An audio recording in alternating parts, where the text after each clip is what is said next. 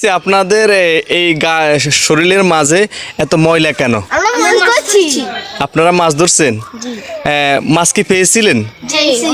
অনেক মাছ পেয়েছিলেন কেন? মানে মাছ সবাই যখন ধরা শেষ হয়ে যায় লাস্টে দিয়ে আপনারা মনে হয় গিয়েছিলেন মাছ ধরতে? মাছ কিরকম পেয়েছিলেন? 2-3 কেজি পেয়েছিলেন? ও, আপনাদের শরীরের অবস্থা দেখে তো আমার সেই ছোট্টবেলার স্মৃতি মনে পড়ে গেল। একটা সময় আমি এরকম করতাম বা আমরাও করতাম, এখন আপনারা করতেছেন। আপনাদের সময়টা এখন সেরা, ঠিক না? ও, অনেক চমৎকার।